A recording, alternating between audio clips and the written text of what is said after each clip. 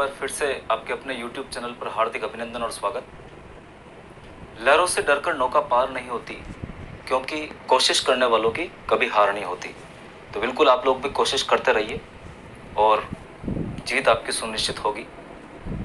Distance, आज का ये वीडियो मैंने पेपर फर्स्ट और पेपर सेकंड में कितने प्रश्न अटेम्प्ट करने चाहिए उसके लिए बनाया है, और ओएमआर को हम किस प्रकार से फिल करें ताकि हम अच्छी तरीके से ओएमआर भर पाएँ, मैं किस प्रकार से फिल करता था। तो ये सारी बातें आज इस वीडियो में हम करेंगे। सबसे पहले पेपर फर्स्ट की हम बात करते हैं। तो पेपर फर्स्ट में डिस्टेंस हमारे पास है टोटल 75 क्वेश्चंस, और 75 क्वेश्चंस 150 मार्क्स के हैं।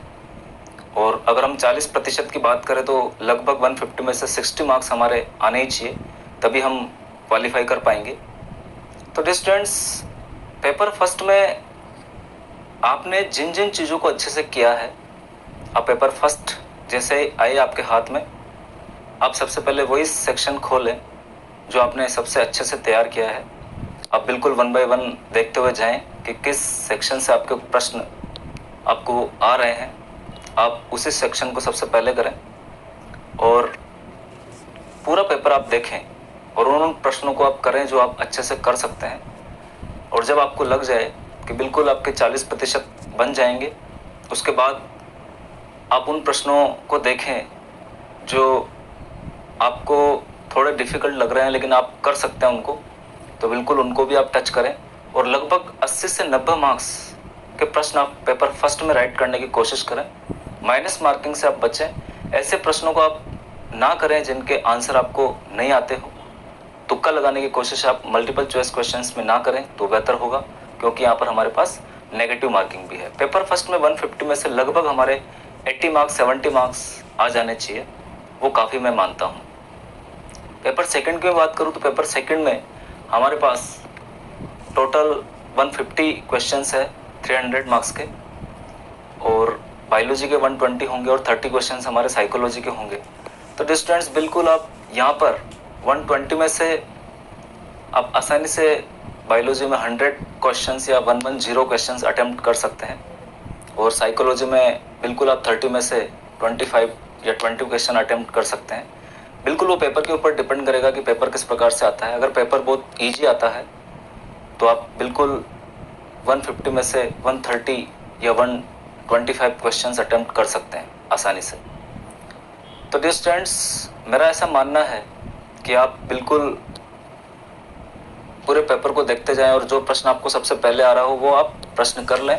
ओएमआर को फिल करने के लिए मैं आपको ये बात कहूँगा कि जब मैं प्रश्न करता था तो मैं साथ का साथ ओएमआर को फिल करते हुए जाता था। लास्ट में मैंने ओएमआर फिल कभी नहीं की।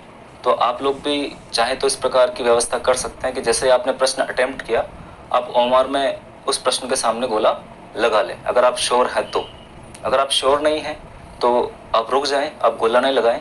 आप अपनी क्वेश्चन बुकलेट में उसे मार्क कर दें कि इस प्रश्न को मेरे को दोबारा देखना है। जिसमें आप श्योर हैं उसके ऑप्शन आप ओएमआर में लगाते जाएं। लास्ट में ओएमआर भरने पर दिक्कत ये हो जाती है कि कभी कभी टाइम नहीं बचता है, तो ओएमआर भरना मुश्किल हो जाता है।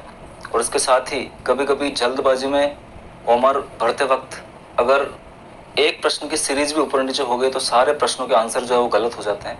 एक ऐसा ही वाकया मैं आप लोगों को बताता हूँ कि रीट के एग्जामिनेशन में मेरी ड्यूटी लगी हुई थी, और एक स्टूडेंट जो रीट का एग्ज़ाम दे रही थी तो उसका पेपर काफ़ी अच्छा हुआ था, लेकिन लास्ट में वो ओएमआर भर रही थी। तो ओएमआर भरते वक्त उसने ध्यान नहीं दिया और पहले प्रश्न को उसने स्किप कर दिया और सेकंड प्रश्न को पहला प्रश्न मानकर उसने अपनी ओएमआर भर दी। और लास्ट में जब उसको पता चला कि उसने पहला प्रश्न स्किप कर दिया है और सेकंड प्रश्न को फर्स्ट प्रश्न मानकर उसने ओएमआर भर दी है, तो उसके होश उड़ गए और वो रोने लगी। और उसने मुझे आवाज़ लगाई कि सर अब मैं क्या करूं। तो बिल्कुल इस तरह की चीज़ें नहीं होनी चाहिए, क्योंकि आपकी पूरी मेहनत इससे ख़राब हो सकती है। क्योंकि वाइटनर का आप यूज करेंगे तो वो मान्य नहीं है, वाइटनर का यूज किया जाएगा तो वो प्रश्न आपका गलत ही माना जाएगा। तो बिल्कुल आप वाइटनर के यूज से बचें, वाइटनर का यूज ना करें, ओएमआर को बहुत अच्छे ढंग से आप फिल करें।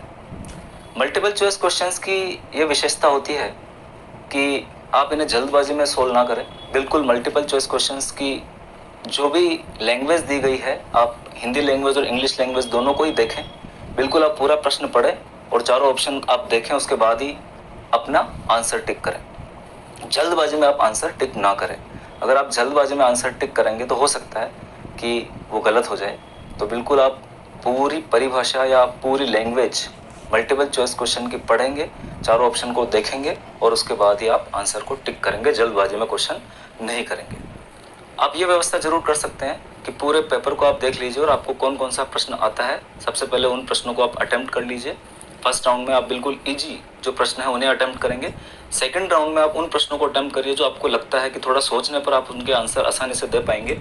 और थर्ड राउंड में आप उन प्रश्नों को हल कीजिए जो थोड़े डिफिकल्ट हैं। तो बिल्कुल, और उन प्रश्नों को आप छोड़ दीजिए जिनके बारे में आपको बिल्कुल भी जानकारी नहीं है। तो इतना आप सब कुछ कर लेंगे तो डिस्टेंस, आप यकीन मानिए आपका पेपर बहुत अच्छा हो जाएगा। तो सबसे पहली बात यही है कि आप ओमआर को बहुत अच्छे से भरेंगे, मल्टीपल चॉइस क्वेश्चंस को बहुत अच्छे से पढ़ेंगे और चारों ऑप्शन को पढ़कर ही आप आंसर लगाएंगे। एग्जामिनेशन वाले दिन आप बिल्कुल टेंशन फ्री होकर एग्जामिनेशन हॉल में जाएंगे। उससे एक दिन पहले आप पूरी नींद निकालेंगे। ऐसा नहीं है कि आप नींद निकाल के नहीं जा रहे हैं, बिल्कुल आप रिलैक्स होकर सोएंगे। सुबह उठकर बिल्कुल आप अपने इष्ट देव को याद करके, अपने मदर फादर को प्रणाम करके अपने एग्जामिनेशन सेंटर की तरफ निकलेंगे और एग्ज़ाम देकर आएंगे। यकीन मानिए आप सभी का एग्जामिनेशन जो होगा वो बहुत अच्छा होगा।